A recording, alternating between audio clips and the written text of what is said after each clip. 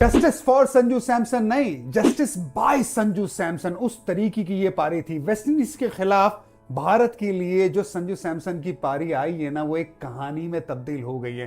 क्योंकि पीछे मुड़ के जब इस वर्ल्ड कप कैंपेन के बारे में बात की जाएगी, संजू सैमसन की इस पारी को कहानियों में बयां किया जाएगा कि किस तरह से संजू सैमसन ने पूरे प्रेशर को अब्सॉर्ब किया था।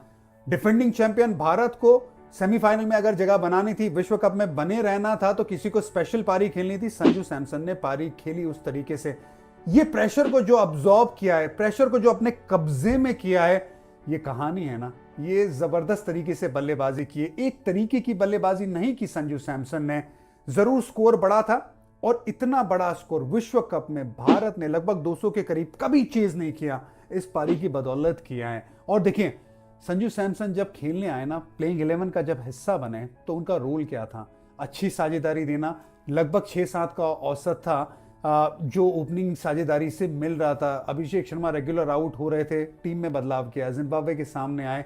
एक छोटी 24 रनों की पारी, लेकिन इंपैक्टफुल पारी जिसमें 48 रन की साझेदारी हो गई थी। लेकिन यहाँ पे जो पारी खेली है, इसमें जिस तरह से अपने आप को उतार चढ़ाव के हिसाब से मैनेज किया, वो काबिल तारीफ था। देखिए, पावर प्ले में जब वो 20, 25, 28 पे खेल रहे थे ना, मैं नज़र उनके ऊपर बनाए रख रहा था कि किस तरीके से, किस अंदाज में खेल रहे। जब आप लगभग 200 रन का पीछा करते हो ना, तो आपको एक प्योर चेज मास्टर क्लास दिखाना है। सालों साल हमने वही इस पारी में 97 रन की नाबाद पारी, जिसमें आपको चौके मिल रहे, छक्के मिल रहे हैं। लेकिन सबसे बड़ी बात यह थी अपने टेम्पो को बदलना, जो संजू सैमसन इससे पहले कम किया करते थे। लेकिन इस पारी ने ना एक नजरिया बदल दिया होगा संजू सैमसन का। जिस तरह से 12 ओवर के बाद से लेके 19 ओवर तक संजू सैमसन ने एक भी शॉट हवा में नहीं मारा। रास्ता जो पूरी तरह से सेट हो गया था। ये वो बल्लेबाज था, जब चाहता था कोलकाता के इस मैदान पे ना बड़ा शॉट लगा सकता था, लेकिन एक भी शॉट ऊपर नहीं मारा। जानता था कि अगर हाई रिस्क क्रिकेट खेलूंगा, मैं आउट हुआ तो बाद में तकलीफ हो सकती है।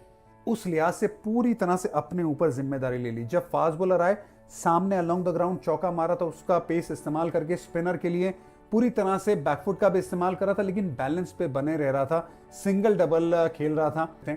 और फिर उसके बाद हार्दिक के साथ भी वो साझेदारी, और फिर 20 रनों की जो साझेदारी आई, उसमें भी शिवम दुबे के साथ मेक श्योर किया कि जब ऊपर शॉट खेलना है तो 20वीं ओवर में ही वो ऊपर शॉट खेले।